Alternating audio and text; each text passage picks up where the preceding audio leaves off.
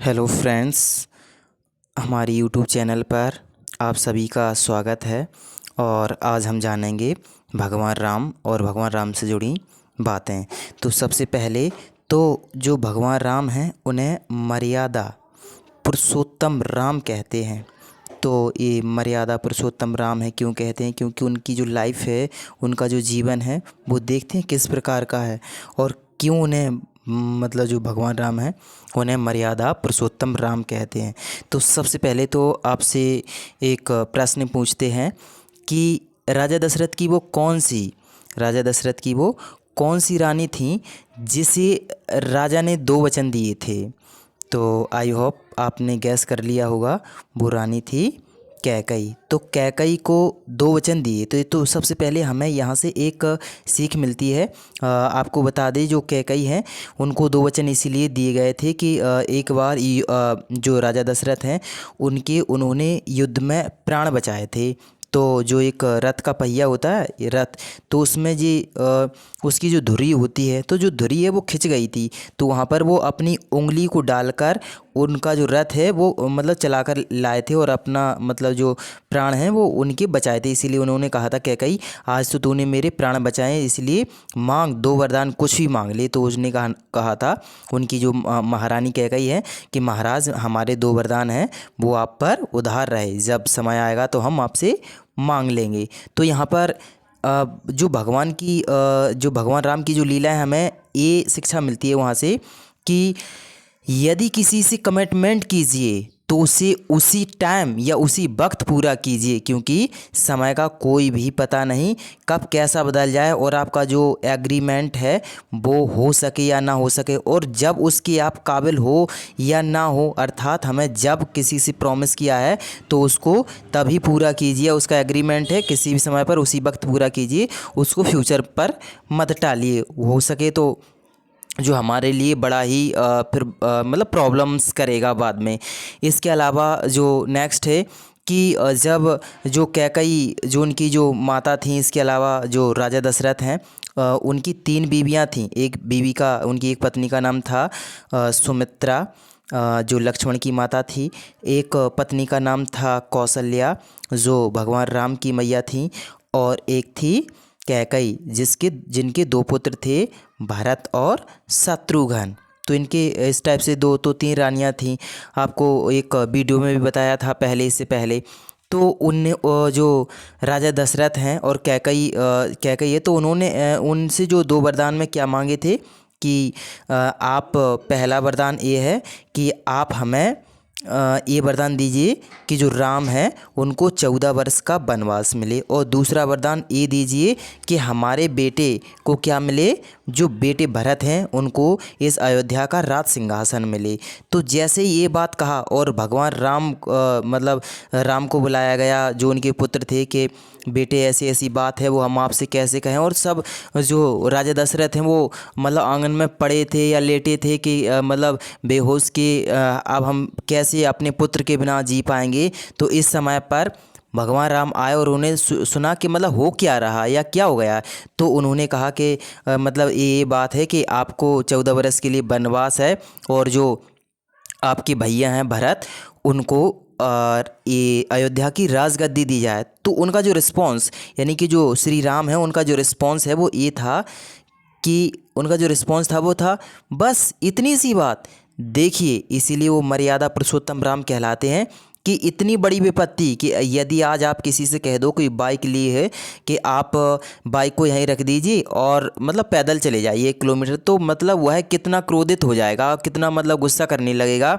लेकिन वहाँ पर जो उनका रिस्पॉन्स था वो क्या था, जो श्री राम का, कि बस इतनी सी बात है कि हमें 14 वर्ष के लिए वनवास जाना हुआ, तो वह तुरंत है इसके लिए तैयार हो गए या राज़ी हो गए।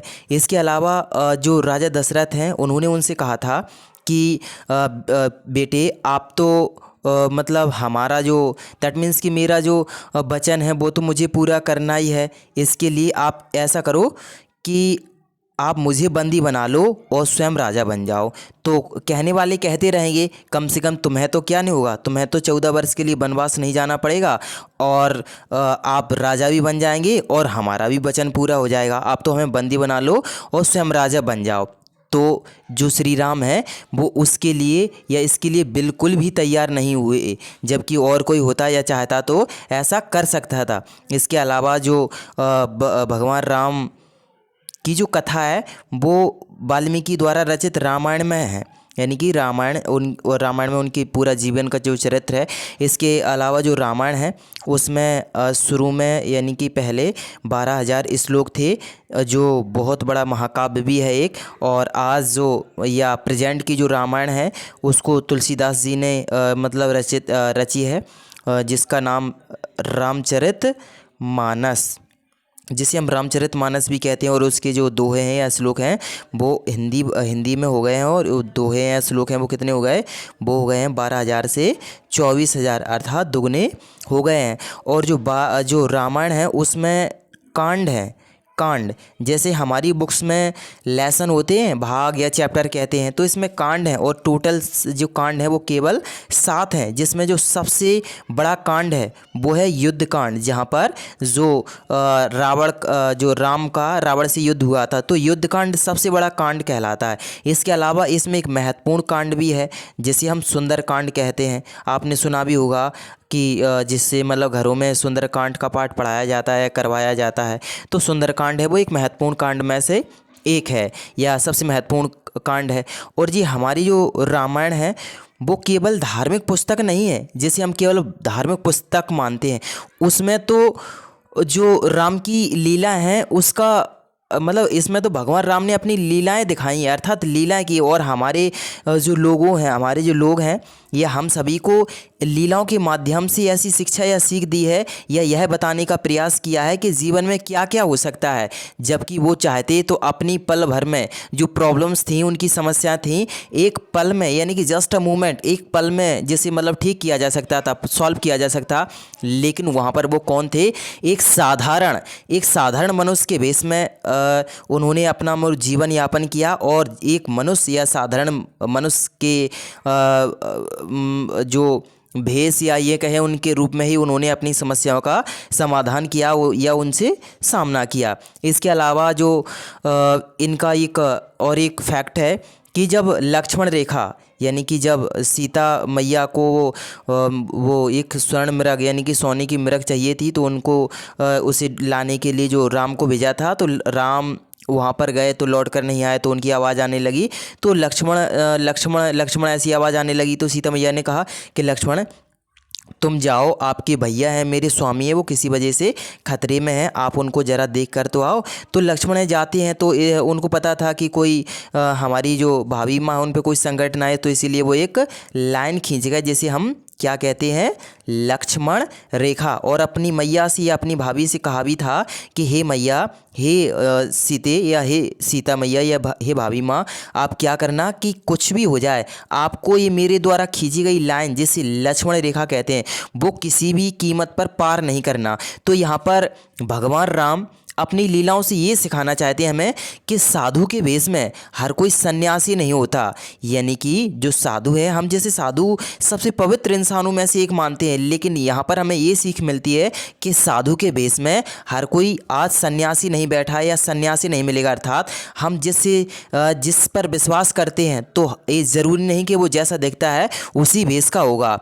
सोचो, सीता मैया धोखा खा सकती हैं, जो स्वयं भगवान राम की पत्नी है वो उनकी खुद की पत्नी है। तो ज़रा सोचिए कि हम लोग क्या हैं, ये हम लोग किस खेत की मूली हैं। अर्थात हम भी किसी ना किसी धोखे में या किसी ना किसी भ्रम में पड़ सकते हैं। अर्थात हमें उनके जीवन से यह सीख लेनी चाहिए कि किसी के लाइफ में जो इंसान आता है वह इंसान जैसा दिखता है वह ज़रूरी नहीं कि वैसा ही हो। जैसे सीता मैया को देखने में वह साधु था और लग भी साधु रहा था, लेकिन ऐसा ज़रूरी नहीं कि आज भी इस दुनिया में साधु यानी सज्जन के भेष में बहुत सारे ऐसे लोग हैं जो जीवन यापन कर रहे हैं या इस धरती पर घूम रहे हैं। अर्थात हमें उनको अच्छे से जानकारी ही उन पर विश्वास करना चाहिए और अपनी लिमिट को क्रॉस करना चाहिए। हम सभी भैया बहनों या सभी से यह कहते हैं कि किसी भी व्यक्ति को अच्छे से जान लो तभी अपनी जो लिमिट है या क्रॉस है या ये कहें कि अपनी जो सीमा है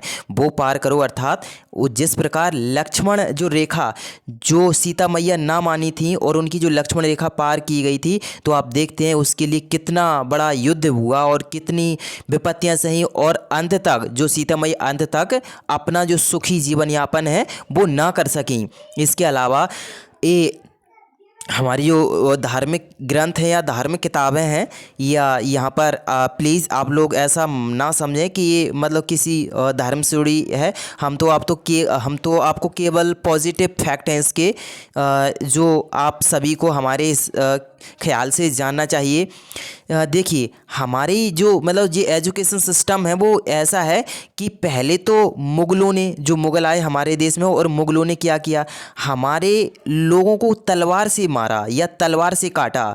लेकिन इसके बाद आए अंग्रेज़, उन्होंने तलवार से नहीं काटा, हम लोगों को हमारी कलम से काटा। अर्थात उन्होंने तो हमें फिज़िकली टॉर्चर किया था, लेकिन अंग्रेज़ लोगों ने तो हमारी जो शिक्षा पद्धति है, एजुकेशन सिस्टम है, वही बदल के रख दी।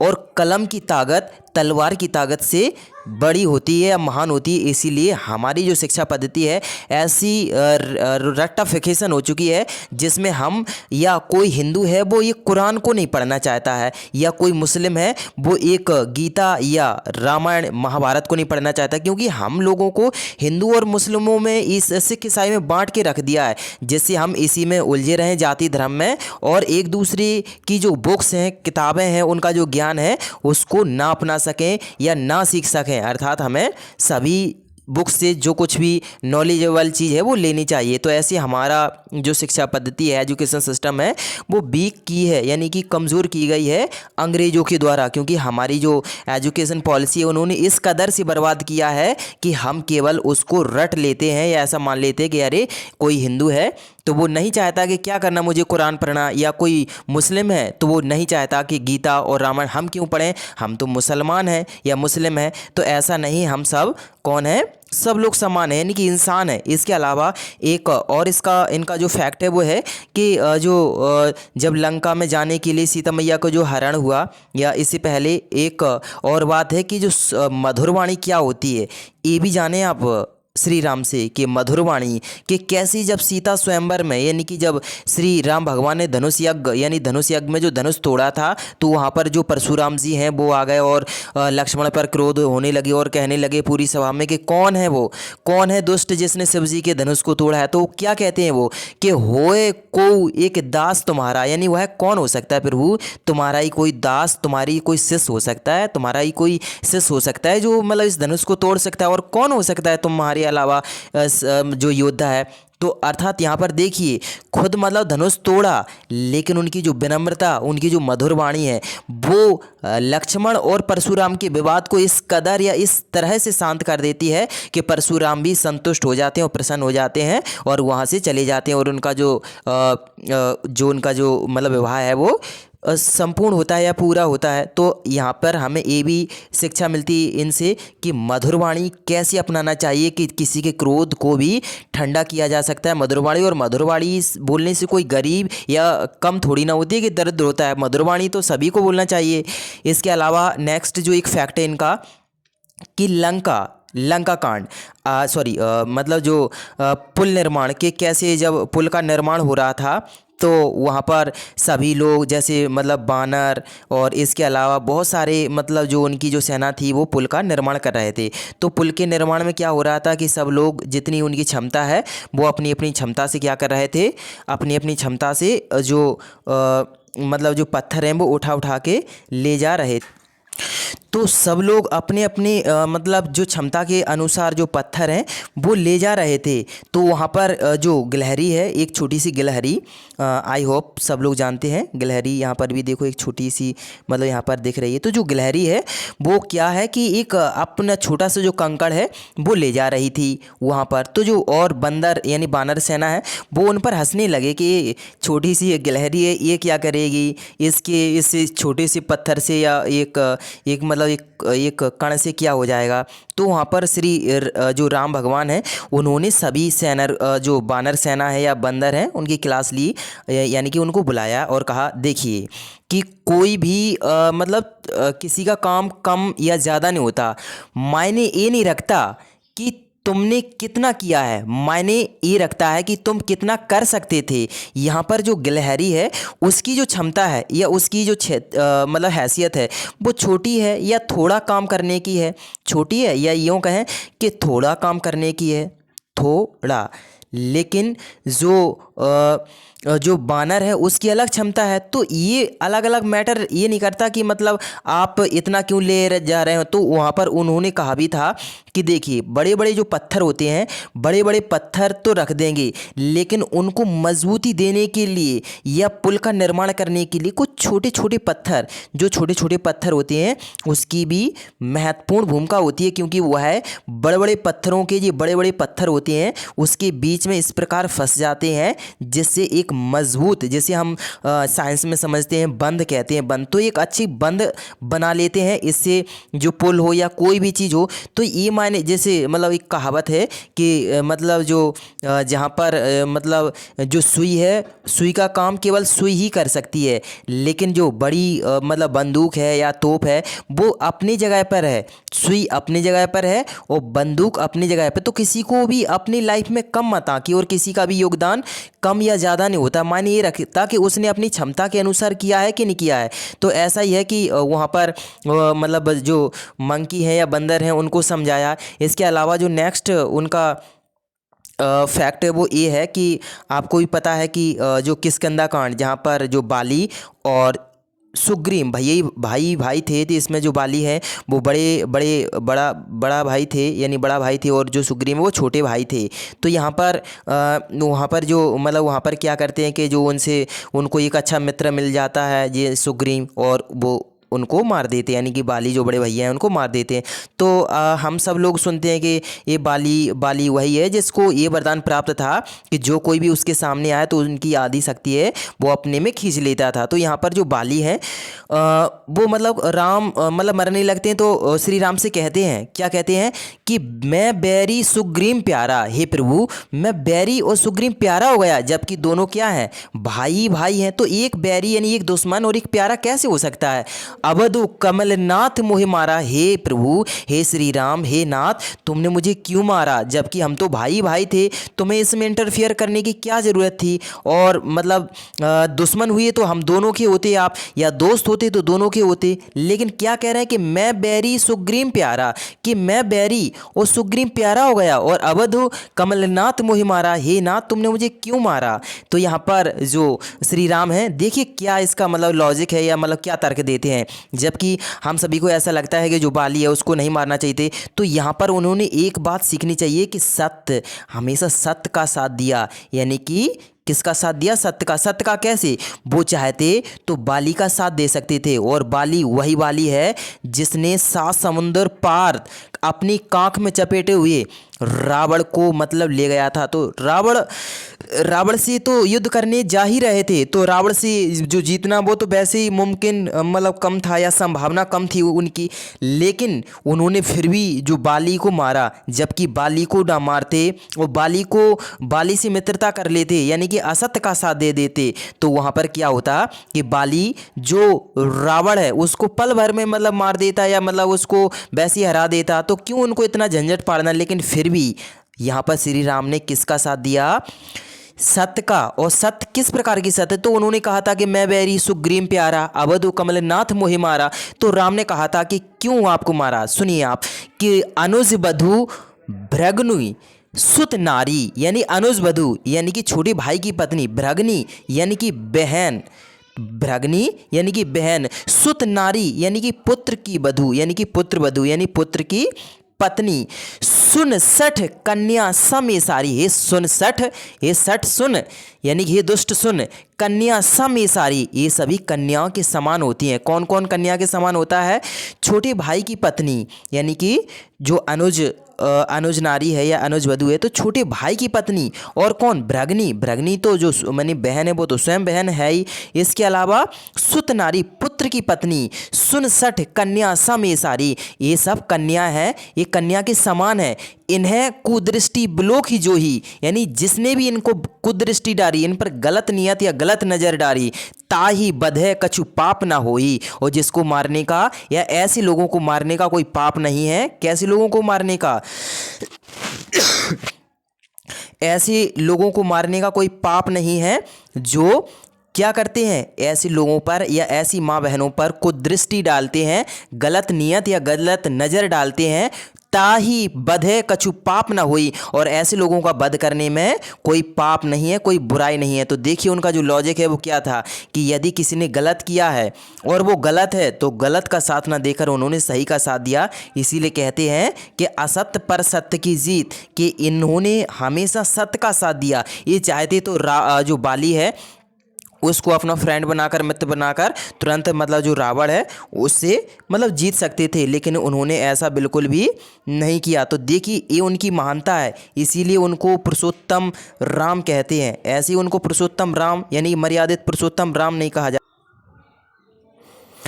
और नेक्स्ट है हमारा कि लक्ष्मण शक्ति के समय, यानी कि जब मेघनाथ के द्वारा लक्ष्मण जी को जो शक्ति लगी, मेघनाथ के द्वारा जो मेघनाथ जो रावण का पुत्र था, यानी जिसे घननाथ भी कहते हैं, बहुत वो भी एक योद्धा था। तो जब मेघनाथ के द्वारा या जो लक्ष्मण को शक्ति लगी तो उस समय जैसे ही लक्ष्मण बीमार पड़े या मूर्छित हो गए तो वहाँ पर उन्होंने देखिए हमें क्या सीख दी। जो सीख दी उनका जो संदेश था, आप यदि मजाक के सेंस में ना लें से, तो दवा, यानी कि यदि कोई बीमार पड़े, मूर्छित होना, दैट मीन्स कि बीमारी तो है एक प्रकार से, तो दवा।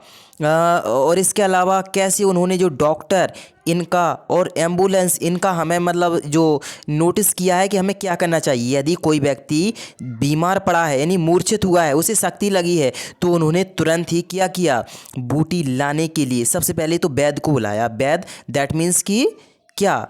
एक डॉक्टर, एज अ डॉक्टर। तो उन्होंने वैद्य को बुलाया और वैद्य ने उन्हें समझाया, बताया कि इन्हें सख्त क्या किसकी ज़रूरत है? संजीवनी बूटी की, अर्थात बूटी की। यानी कि जो ये दर्शाया वैद्य हमें ये दर्शाता है कि यदि कोई व्यक्ति बीमार है तो उसकी झाड़ फूँक ना करके हमें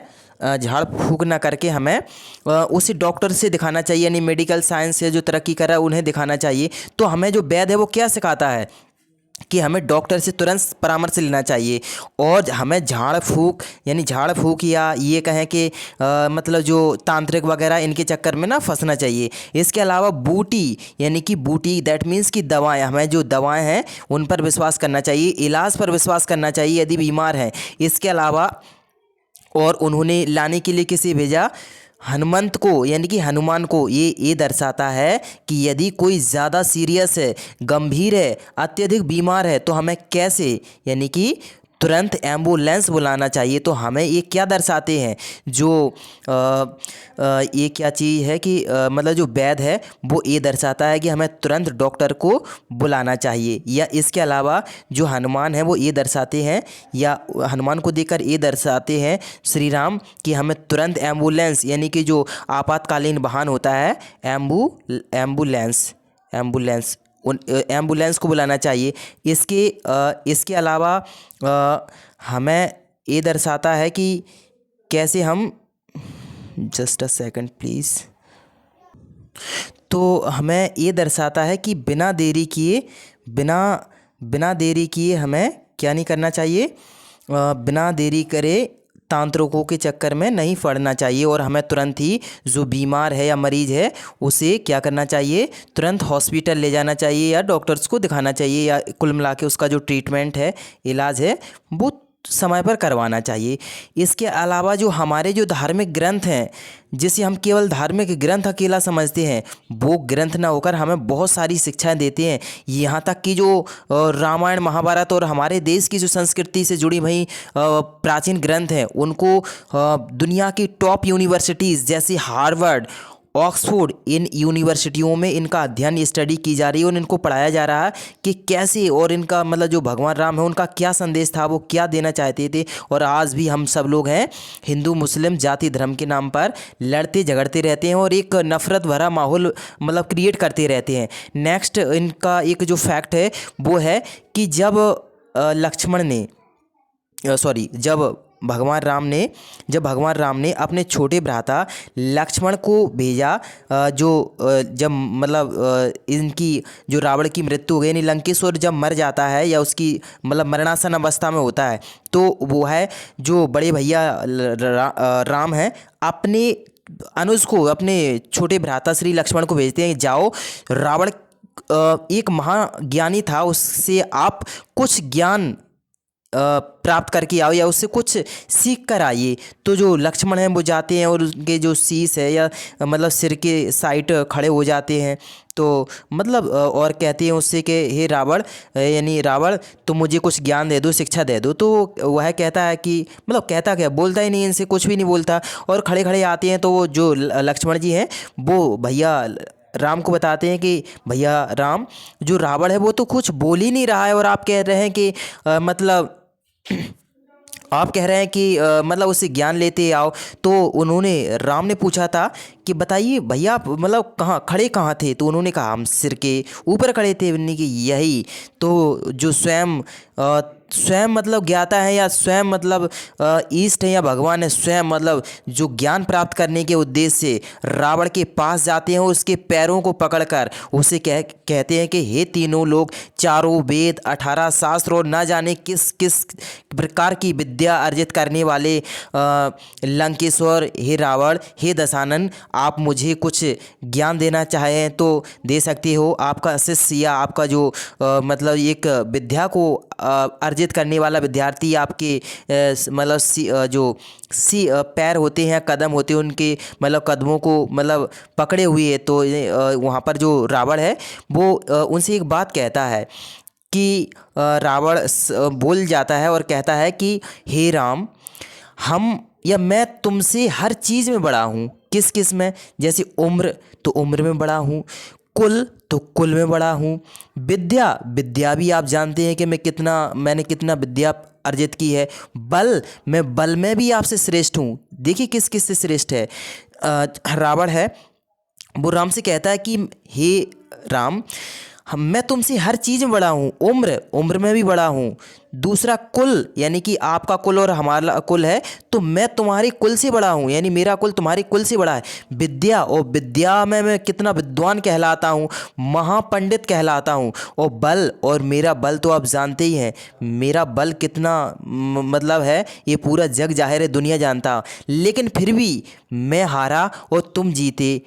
ऐसा पता है क्यों? तो राम ने कहा कि बताइए हे गुरुवर, हे बताइए कि ऐसा मतलब क्या, मतलब आप क्या कहना चाहते। तो उन्होंने कहा था क्योंकि यहाँ पर तुम्हारा भाई तुम्हारे साथ है और मेरा भाई तुम्हारे साथ है, यानी मेरी राज की बातें हैं वो तुम्हें बता रहा है। अर्थात तुम कितने भाग्यवान हो कि तुम्हारा भाई मूर्छित होकर भी फिर से लड़ने को तैयार था। एक हमारा भाई है जो विभीषण है, वो कितना मतलब खाता तो मेरी है, या ऐसी मतलब बात कही जिससे उनको लगा कि हाँ ये तो है। मतलब वहाँ पर जो रावण है उन्होंने बहुत सारी शिक्षाएं दी। यहाँ पर तो हम केवल इसी की बात कर रहे हैं कि हम हर चीज़ में बड़े होते हुए भी आपसे नहीं जीत पाए। उसका एक ही कारण है कि हमारा जो अपना है वो अपने यानी कि हमारे खुद साथ नहीं है, जबकि आपका अपना तुम्हारे साथ है, वो जी जान से लगा हुआ है। उन्होंने कहा था कि किसी पेड़ के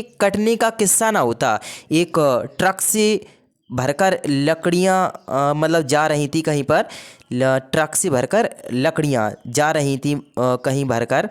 तो वहाँ पर और सारे जो जंगल से निकले तो जो पेड़ हैं वो मतलब कहने लगे कि इतनी सारी लकड़ियाँ ऐसी कौन काट सकता है, किसकी मतलब हिम्मत पड़ी होती। तो उसी में से एक लकड़ी है वो बोल पड़ती है, कहती है कि किसी भी पेड़ के कटने का हिस्सा ना होता यदि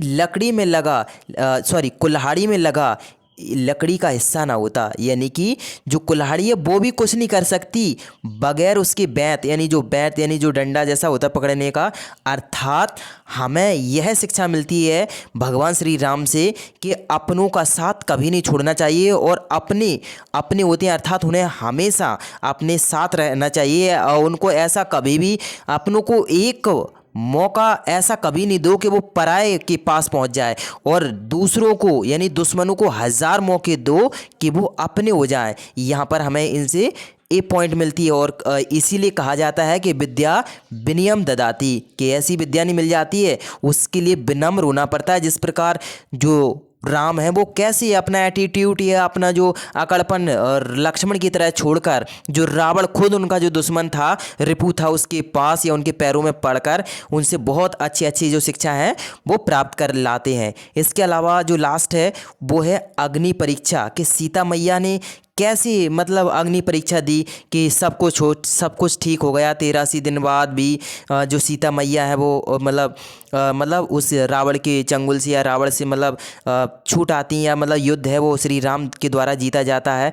तो यहाँ पर जो 83 दिन बाद अयोध्या वापसी करते हैं राम, लक्ष्मण और सीता मैया। लेकिन यहाँ पर राम की तो बहादुरी थी ही, सीता मैया सही सलामत वापस आई, ये राम की तो बहादुरी थी ही, लेकिन साथ में उस रावण की भी जो बहादुरी या ईमानदारी थी कि उसने सीता मैया को स्पर्श भी नहीं किया, छुआ भी तक नहीं। तो यहाँ पर ये बात भी हमें नहीं भूलनी चाहिए। इसके अलावा जो अग्नि परीक्षा क्यों देनी पड़ी, यहाँ पर जो राम है, श्री राम है, वो बताते हैं कि आप अपनी लाइफ अपने तरीके से जियो, आप कितना भी कुछ भी कर लो, लेकिन कुछ लोग हैं जिन्हें आप संतुष्ट नहीं कर सकते हैं। कुछ लोग हैं वो आपसे किसी ना किसी बात पर, किसी ना किसी चीज़ में कमियां ढूंढते ही रहेंगे। तो सब लोग उस राज्य में 90% लोग हैं वो उनके प्रजा पालन से सुखी थे, प्रसन्न थे, लेकिन जो 10% लोग हैं उनके कहने पर राम को अपनी सीता मैया को अग्नि परीक्षा देनी पड़ी। और इसके बाद कैसे जो जंगल है या वन में भटकना पड़ा, तो सीता मैया भी कैसे धरती में समा गई थी कि मैं हर कोई भी हमारे चरित्र को माने या ना माने, इससे कोई मैटर नहीं करता, लेकिन हमारी दुनिया तो प्रभु राम आप ही थे, आप तो कम से कम मान ही जाते, एटलीस्ट आपको तो मुझ पर विश्वास था ना। लेकिन यहाँ पर जो सीता मैया वो ऐसे धरती माँ में समा जाती हैं। तो यहाँ पर हमें ये शिक्षा मिलती है कि सीता की जो अग्नि परीक्षा उन 10% लोगों की वजह से हुई, या जो भगवान राम का जो इतना अच्छा परिवार था वो कैसे उजड़ गया, या कैसे उजाड़ दिया गया, या कैसे बर्बाद किया गया, क्योंकि लोगों के कहे सुने पर जाने पर। अर्थात उन्होंने हमें ये संदेश दिया है कि हमें अपना जो कार्य है वो अपने हिसाब से करना चाहिए। आप लोगों की दुनिया के लिए कितना भी कुछ करो, दुनिया वाले तो कमियां ढूंढते ही रहेंगे, या वो तो कमियां निकालेंगे ही। कितना भी कुछ किया जाए, इसके लिए कोई भी उन्हें रोक नहीं सकता। अर्थात हमें अपनी लाइफ को बिंदास तरीके से जीना चाहिए। जो लास्ट इनका जो फैक्ट है वो ये है कि जो रामायण है, जो महाकाव्य है, वो सर्वप्रथम, यानी कि जो रामायण है वो सर्वप्रथम किसके द्वारा लिखी गई थी? जो रामायण है वो बाँची गई थी। तो जो कहते हैं, वैसे तो ये भी कहते हैं कि रामायण है वो राम के जन्म से पहले ही लिख दी गई थी। अब जो भी हो, खैर। तो यहाँ पर जो रामायण है वो सर्वप्रथम किसने बाँची गई थी? तो रामायण को सर्वप्रथम या सबसे पहले जो बाँचा था वो बाँचा था उन्हीं के पुत्रों ने, और उनके 2 पुत्र कौन कौन से थे? लव एंड कुश, यानी लव कुश। तो उनके द्वारा बाँची गई थी, और उन्होंने कहा था कि हे पितु भाग हमारे जागे। हे पितु यानी कि भगवान राम के सामने स्वयं बाँची थी उनके जो दोनों पुत्र हैं। तो उन्होंने क्या कहा था कि हे पितु भाग हमारे जागे, राम कथा कही राम के आगे। देखिए कितनी सुपर बात है यहाँ पर कि जो लवकुश हैं वो क्या कहते हैं कि हे पितु हमारे तो भाग्य जाग गए, सौभाग्य हमारे कि हमने जो राम की कथा है वो स्वयं राम के सामने कही है। तो फ्रेंड्स, ये हमारा एक रामनवमी स्पेशल टॉपिक था, जो श्री राम के जो चरित्र है या मर्यादित पुरुषोत्तम राम कहते हैं। इसके अलावा उनसे जो उनकी जो पॉजिटिव फैक्ट हैं वो हमारा बताना उद्देश्य था। ये पॉजिटिव नॉलेज आपको कैसी लगी ये आप प्लीज़ हमें कमेंट करके बताएंगे। और इसके अलावा एक जो हमारी छोटी सी एक्सपेक्टेशन है कि ना हिंदू बनो ना मुसलमान बनो, इंसान के बच्चे हो, पहले इंसान बनो। हमारा एक कतई उद्देश्य नहीं था कि आप ये मतलब किसी जाति धर्म या संप्रदाय से जोड़ें।